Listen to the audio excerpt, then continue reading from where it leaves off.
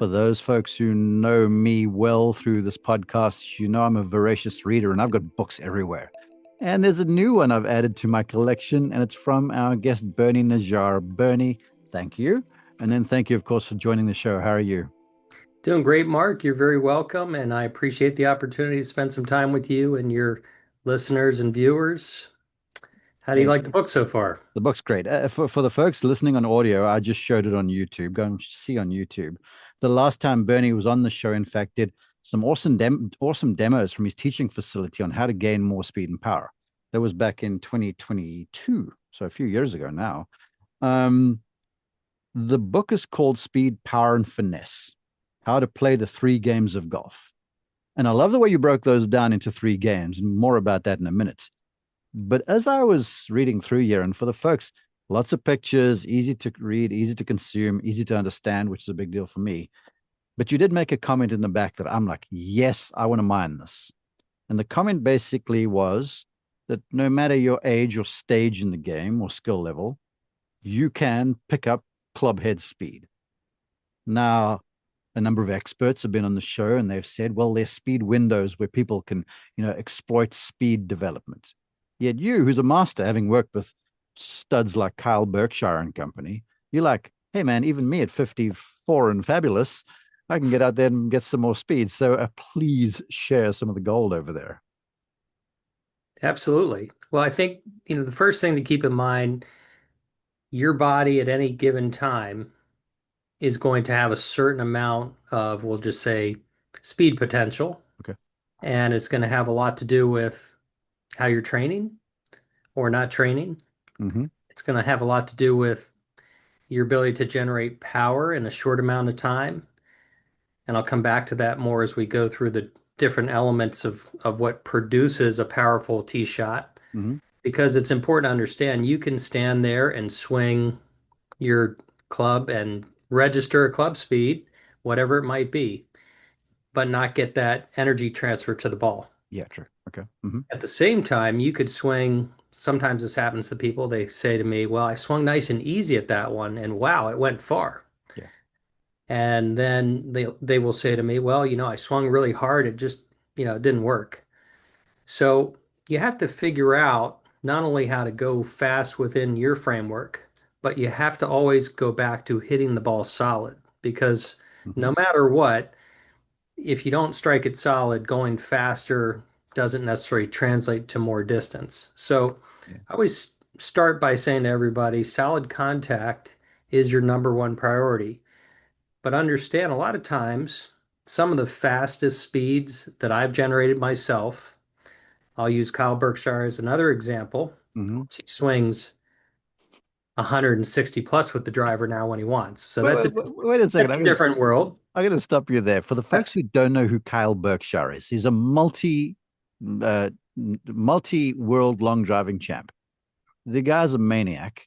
The way he hits the ball, and he did this post Bernie, where he took all the clubs in his bag and basically measured how far or the club head speed he could get with them, and he was getting speeds with his lob wedge that was commensurate with the average driver speed on the PGA Tour. And I was like, this is insanity. But it's so cool to watch, though. Absolutely. And, Kyle and I spent a lot of time together. He was in town a few weeks ago. We did a little demo for one of my corporate clients, and, they're just always amazed to see Mm-hmm. someone swinging a 7 iron at 125 miles an hour. Yeah. And, until you see it in person, you hear about it, you might see a YouTube video, but once you see it and hear it in person, it's something that only a few people on the planet can do. And I think he's one of the few that can actually do it through the bag. There's some fantastic long drivers out there, but they're not necessarily golfers, Yeah, true. so they can't hit the irons. But the cool thing about Kyle is he totally understands how to maneuver his speeds and trajectory, and he's getting better and better at it, which has helped his regular game. But just going back to the everyday player out there, whoever you might be, whether you swing your driver at 70, 80, 90, 100 miles an hour, maybe you're lucky enough to be faster than 100, Mm-hmm. you're going to find within your golf swing some opportunities to be more efficient at transferring energy. It's rare that someone comes to me and we can't find something to help them be more efficient. So it could be, hey, we want to turn up the club speed and we're going to do certain things to do that. Or we're going to increase the ball speed at the same club speed. So, for example, I'm going to use some easy numbers to think about. All If right. you're swinging at 100 miles an hour and you strike it solid, most people will tell you that in the OEM world, you should be able to get 150 ball speed. And that's smash The factor as well, if you've ever heard the term. Yeah. Yeah, smash factor is that relationship of club to ball speed. So 1.5 is you're doing great. Mm-hmm. 151, you're borderline playing an illegal driver. But what we're not here to talk about that piece of it. But one of the things you'll see is somebody will come in and they might swing at 100 miles an hour and they have 150 ball speed. They're super efficient. They hit the ball 250 yards. They're like, hey, I'd like to hit it longer. Well, guess what? You're doing great. But what we can do is look at your body through some evaluations that I do on some power screens and some different things to just see if we can move a little better, maybe we can ramp up that speed because that particular player is very efficient already with what they're doing. Uh-huh. Yeah. We might find a way to increase, it could be swing length, it could be ground force application, it could be some timing mechanisms to crack the whip a little better. Yeah. But in that case, because that player hits the ball solid, we aren't necessarily going to get a whole lot more, but every little bit counts, right? You could be a player, though, 100 miles an hour, only generating 140 ball speed. Maybe it's your driver fit. Maybe you have the wrong club in your hand. With Okay. the turn of a wrench, we can change that ball speed 5, 10 miles an hour if you've been misfit or you didn't get fit. Okay. But at the same time, it could be your impact point on the club face is not very good for the club you're hitting. Maybe we got to move the center of gravity of the driver. We have to move the weight more towards the toe or heel, or maybe technically you're doing something that's giving you the ability to go fast with the club, but not deliver the face where you get ball speed. And Mm. that's where we got to make some adjustments. And those adjustments could be, again, it could be something with your equipment, it could be something with your sequencing in your golf swing. When I say sequencing, we're all playing golf where you make a backswing. The whole idea of that backswing is to build up potential energy. Mm-hmm. The whole idea of your change of direction is to ramp up all that energy one last time and then transfer it to the golf ball. Yeah. And the longest hitters are really efficient as they arrive near the latter part of their backswing at changing directions. They're really good at getting energy into the club, and they do it in a very short amount of time. And I think a lot of golfers, they can come in and say to me, well, I think I'm getting too quick, or everybody tells me, I'm over swinging or I'm doing this or that. That very well may be your perception, but just so you know, when you want to go faster, things take less time. Yeah. Uh, Uh-huh. it's the golf swing at the high level, and the downswing's a quarter second. So you don't have much time to think. But what we need to do is make sure whatever you're doing when you load the club into the golf swing, when you begin your swing, that you get energy into it early, that your body winds up properly so that you can change directions in the best way for your body. And that's going to help you do really well with striking the ball better. And if we can find little nuances that help you, then you gain in all those areas we just talked about.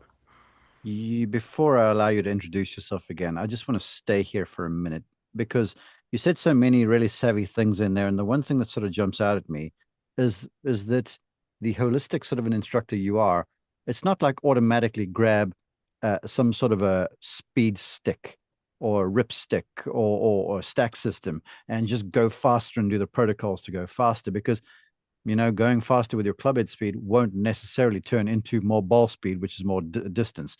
And I feel like that's where so many people are missing the boat in their understanding because we now live in the speed and power era because it's all they're hearing. That's a great point you're making. And, overspeed tools they can be really helpful. Yeah. But I've seen a lot of people use them where, I'll just say to you, I have a member at the club I work at who bought overspeed training tools and he doesn't take lessons. I don't mind that and I don't expect him to take lessons. He does everything. He's a self-taught person. And I could see him working on the program. And again, I was curious. I wanted to see what is going to happen with this guy because I've seen him hit balls. I wanted to see what his pattern would evolve to by doing the training. And, in passing, we talk and couldn't be a nicer guy. And he's in the gym a lot. So he's doing all the physical stuff Hmm. imaginable to gain speed and to hit the ball longer, but has had very mixed results because he's just flailing at it more and more out of a sequence that won't get him to the ball. And that's just powerless effort, right? I mean, it's Yeah. just you're putting all this might into something in the wrong direction. And so, look, you'll know after a while when you do stuff, the ball doesn't lie. I mean, when you see the ball flying better, that is your best indicator. I mean, just because the little machine said, "Hey, you went faster," that doesn't mean the ball is going to go further. We still got to hit it solid. You're preaching, Reverend. Add to that, not just further, and how about just keeping the ball out the woods? Because like you talk about, let's call it things we hearing on YouTube and social media nowadays, and there's these buzz phrases. So you get clubhead speed, then quickly thereafter you'll hear ground reaction force. Now you've touched on that. You've done a lot of work with Joe Lacaze. He's coming on the show. It's really cool stuff. But I see so many golfers. They've done the overspeed stuff, and then they're now ground reaction force, and they're bouncing around the place during their golf swing, and they are littering golf courses with golf shots. And they're going hard, like you say, powerless effort, and the ball's just getting more and more crooked as opposed to staying straight and in front of them, which just geometrically says that if you hit the thing straight, you're going to advance further down the fairway than something that was going crooked. Yes. Absolutely. Yeah. It's again going back to it, if you're putting the ball in play consistently, you're striking it well, you can be very efficient with your Yeah. distance. Mm-hmm. You're going to find, and I was thinking about Kyle earlier, and I'll use myself as an example. Sometimes my longest drives, let's just say the fastest I've ever swung a driver, and ironically, I was 50 when I did this, was 120 miles an hour. Gosh, that's incredible. But, I just want to get to when I 105. was 40, unfortunately, I Uh-huh. was swinging more like 98 to 100. I had a couple injuries that set me back, but we don't need to go there. But the reality is I pushed myself to go faster because I had a goal at 50 to get to 115. All right. Kyle was giving me hell about, oh, well, come on, let's get 118. All And right. so, again, you got to have friends that push you, and Mm-hmm. that's part of, going places you won't naturally go. But, when you spend time with Kyle, and I'm lucky enough to spend time with some really good players, you get to see things happening at a very high level. But in training to get, let's say, from where I was kind of stuck in the low hundreds to 110, I had to do some stuff in the gym. I had to do some different ball hitting sessions. Mm-hmm. My straightest drives oftentimes were at the highest speeds, Yeah. That's which is crazy when that interesting, happens. right? Yeah. Huh? But I will tell you, I hit it longer at 116 miles an hour than at 120.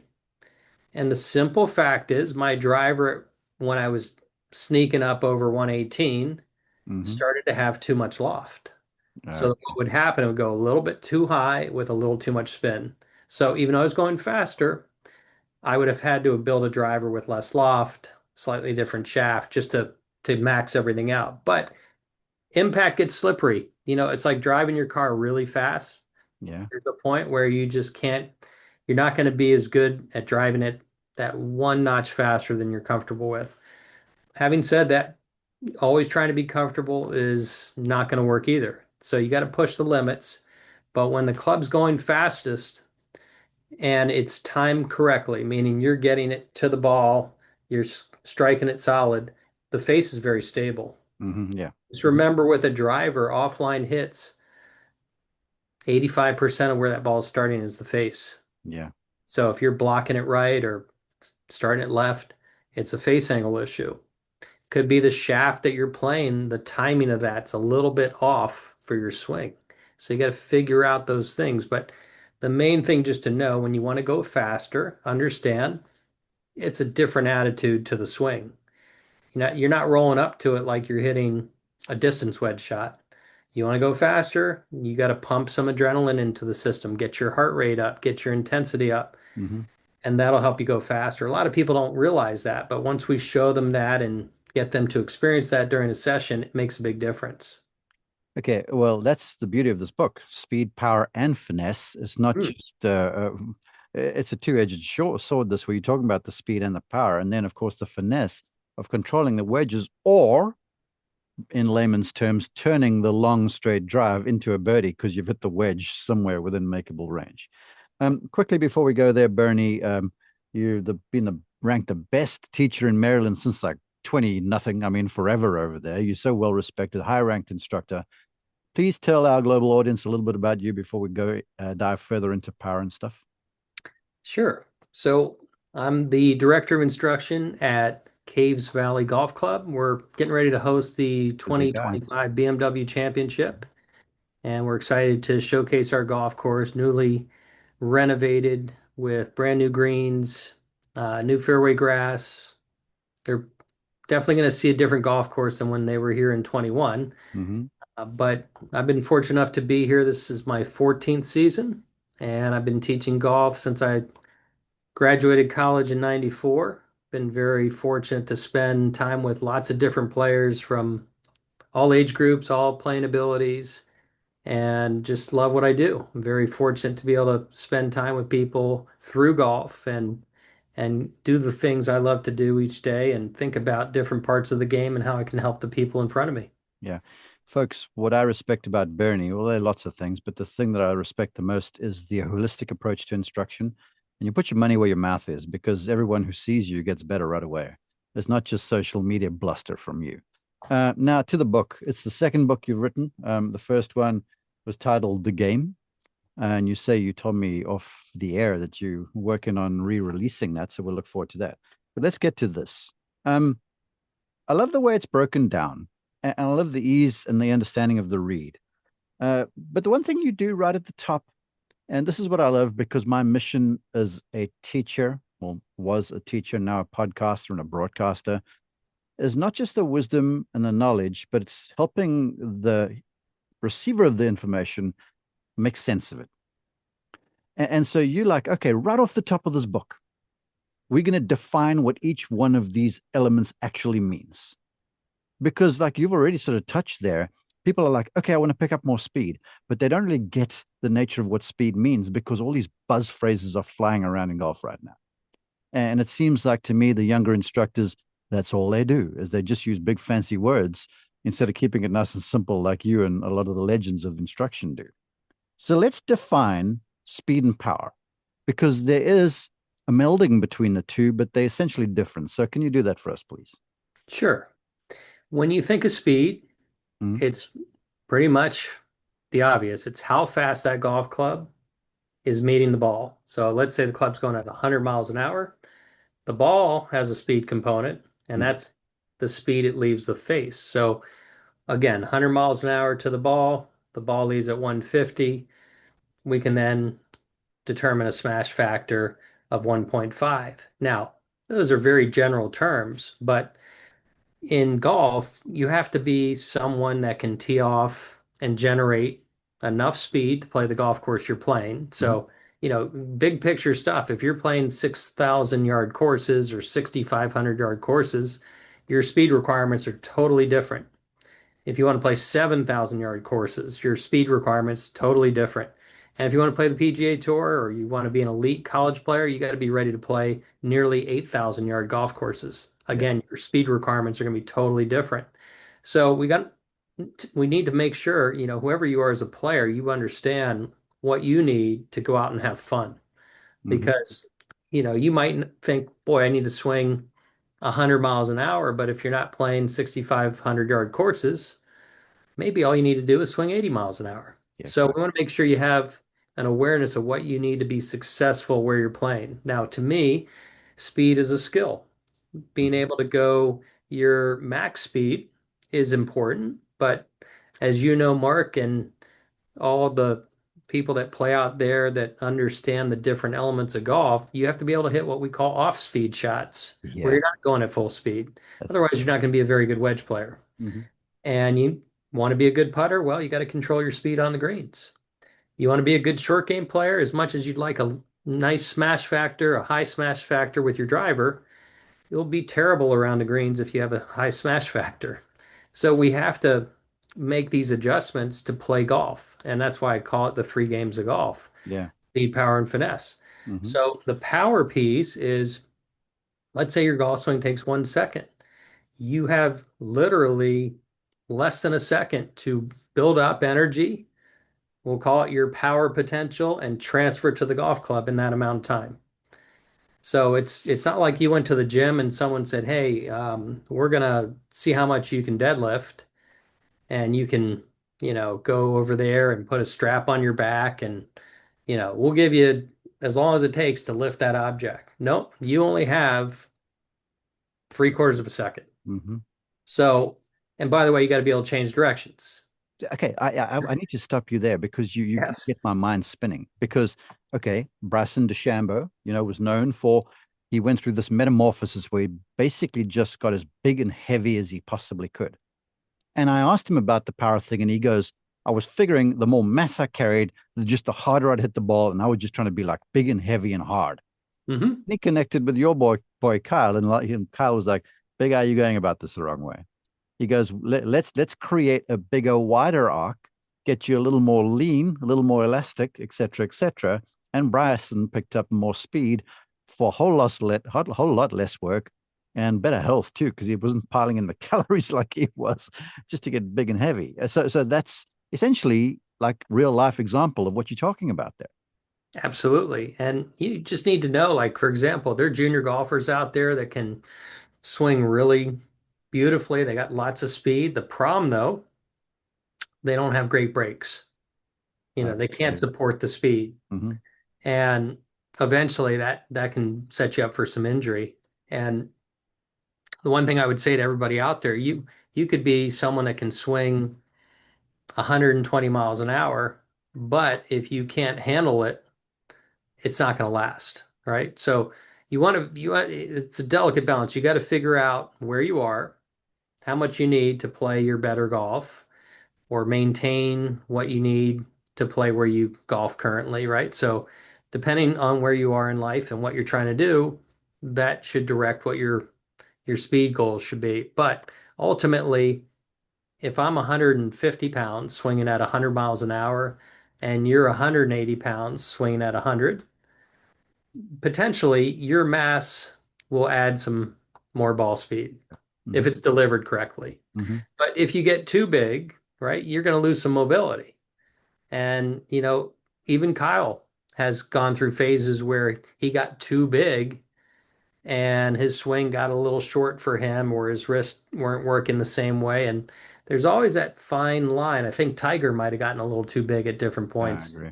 Yeah. And, if you watch Tiger as a junior golfer, college golfer, he had this nice flowing long golf swing. And obviously he had different injuries along the way that changed what he was doing. But, there's a balance there of getting too bulky for golf and being too wiry where you might be at risk. So Mm. those all come into play. And I think what you have to understand is, again, we're all a little different, but if you find you generate more speed with a longer swing, meaning your hands travel in a longer path, like for me, I need to swing past parallel to get to my max speeds. Yeah. So if I'm gonna take a rip at it, well, I'm gonna be up here with my hands.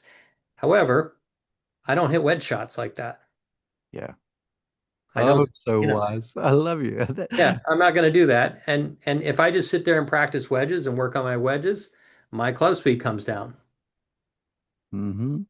So if all I do is work power and going as fast as I can, my short game's not going to be as good. So you always have to make sure you're doing your practice and different segments of the game in a way where you don't disrupt your timing. But understand, it's just like these are different programs you have. And the ultimate golfer, I'd say Tiger, in his career, he had different points where he pretty much had it all. He could hit it longer than everybody, putt better than everybody, had all the short game shots, incredible iron player. Hmm. But, if you look at the game, who can do that now? Scotty Scheffler. Uh, Probably. Yeah. Absolutely. He's got plenty of power. He's got beautiful finesse. He's putting, when he puts, pretty hard guy to beat. Can't beat him. To that too. It always used to be a thing that if you were powerful, you had the Achilles heel. Like Jack Nicklaus was critiqued for the wedge game. Not that the wedge game was bad, but Hmm. just for as good as a player as what he was. And here in recent days, the knock on Rory McIlroy always was that, the iron game is okay, but the wedge game for the number of wedges he hit was way substandard. And he modified his technique. He told me about it some and went to a more spinny ball. And so sacrificed a little bit off the tee, if you will, to Hmm. to garner and beef up the wedge game. So there is a personification of the exact element that you speak of. And you're the first guy on the show to talk about it, because ordinarily it's like power, power, power, power. And you'll hear everyone go strokes gained off the tee. The closer you get the ball to the target, the better you're going to score. No, the closer you get the ball to the target, the easier you make the next shot within reason. But that's no guarantee that you're actually going to do that well. And again, that's the beauty about what you penned in this book. Well, thank you. I appreciate that. And, just for everyone out there listening to this, you might find, you know what? You got better hitting the driver and your wedge game suffered. Yeah. Remember, they're two different games. Yes. And be okay with having a different setup, a different ball position, a different swing length, because you should have a different set of mechanics to play flighted wedges. We do not strike a wedge with the same mechanics you strike a driver. They're not the same swing. And just understand you might have a bias that is more towards hitting the ball off a tee or more towards squeezing the ball off the ground. Hmm. That doesn't mean you can't get better at the opposite, Yeah. right? You just got to know they're different. They're not the same. Oh, I could stop the podcast right there, but I'm not going to. I'm going to make this fast because I've kept you for a long time. In the back of the book, there are a number of really cool swing sequences, which was like that. That's like catnip to me. I love that stuff. But then you've got some myths that you bust a little bit too. And I giggled when I looked through them because they're so true. I call these things Advil for the golf swing. Because in the men's grill room, everyone knows just enough to dole out the Advil to his buddy who's struggling, and they end up really just providing temporary relief. Hmm. So, how about this? I'm going to pitch you some and have you quickly comment. All right. Um, Here's the first one. Now we're talking about the power element of the game. Stay connected, or essentially keep your elbows pinned to your sides. Have a go there, please, Bernie.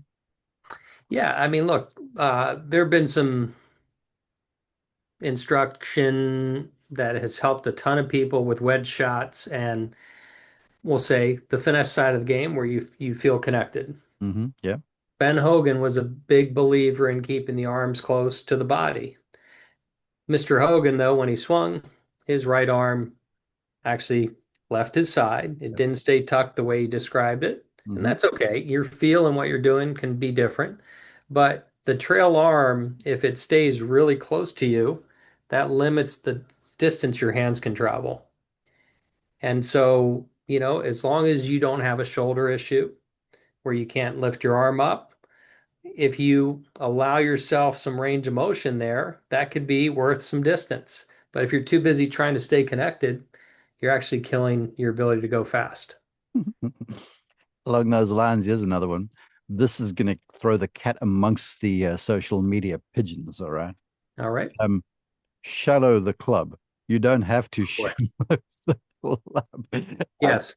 I actually laughed out loud when I read this because I'm like, finally, someone put so. Well, there are a few of us that are saying this, but Mhm. everyone's, I got to shallow, I got to shallow. And these poor individuals, right-handers, are hitting the right side of the golf course as sure as I talk to you right now. Oh, yes. And the biggest problem you have is, the golf club, whether you know it or not, whatever it weighs at address, we'll just use a simple metric. We'll say it weighs a pound. Okay. In the hitting zone, if you swing at 100 miles an hour, I'll just let you know it weighs at least 80 pounds.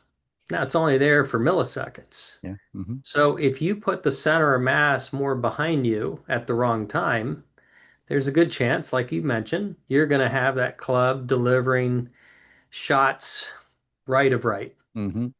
And if you talk to good players under stress when the club feels stuck, they got to work so hard to square it up. Yep. So it's probably not a great idea to put the club where it gets heavier in the downswing and more open and more likely to hit the ball right. No, no, no. But Bernie, I've just got to get my lead wrist into flexion in the split second that's happening over there. Come on now, surely. Huh? I'm being Yeah. facetious, of Yeah, course. no, no, it's okay. I mean, look, if I take my phone here Yeah. and I go to shallow my downswing and I do this, for just a little bit of early downswing, Hmm. as long as I get the center mass out and around, we're good.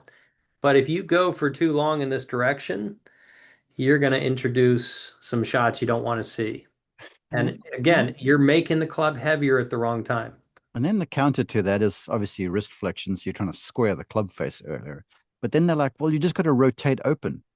Now, you work with the most powerful of power hitters. It's not Hmm. like he's turning open like a maniac through the ball. That club's accelerating in front of him. He's turning to support it, but it's not like he's pulling the thing around him the whole time with a rotation. Yes?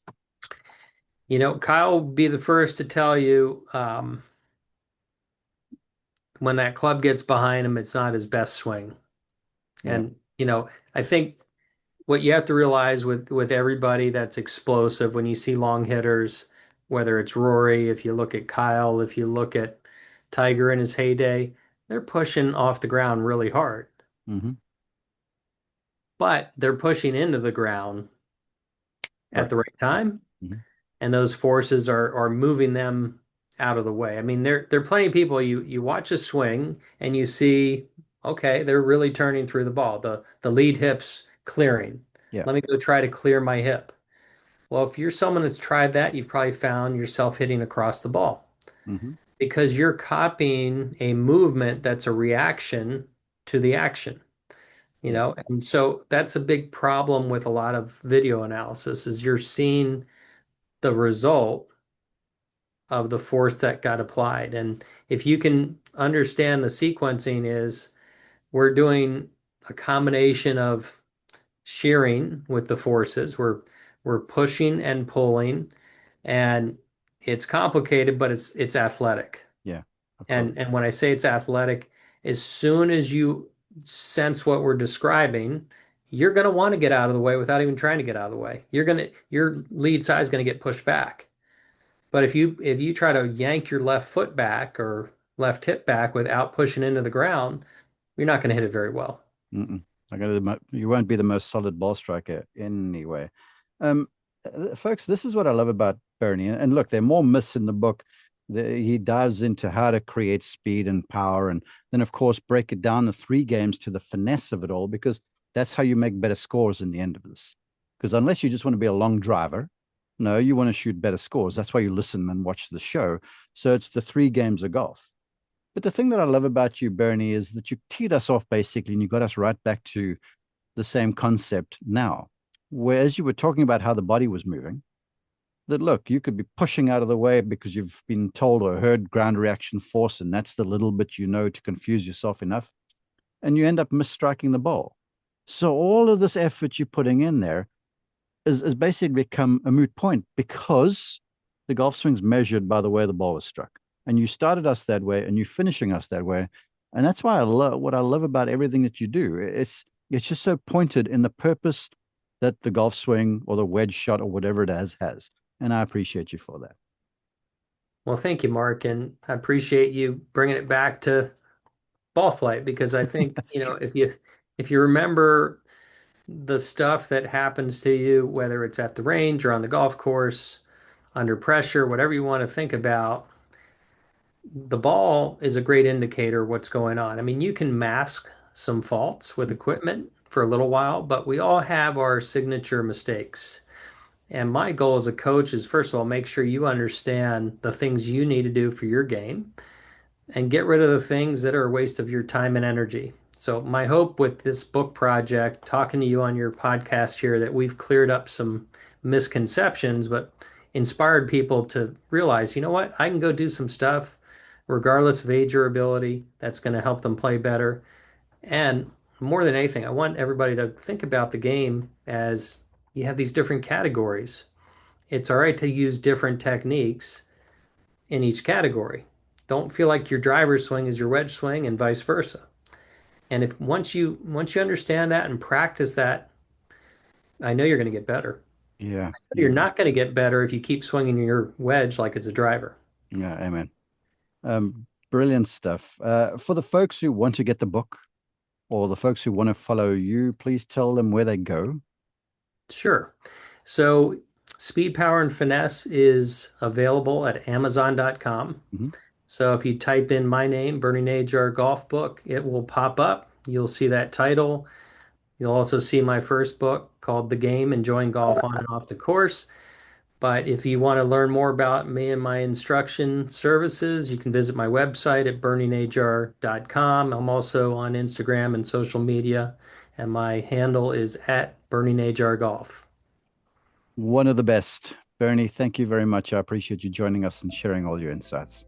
My pleasure, Mark. Appreciate you having me on, and best of luck to everyone who's listening and watching this. And please let me know how I can help you with your game. If you have any questions, drop me a note. Look forward to meeting you sometime.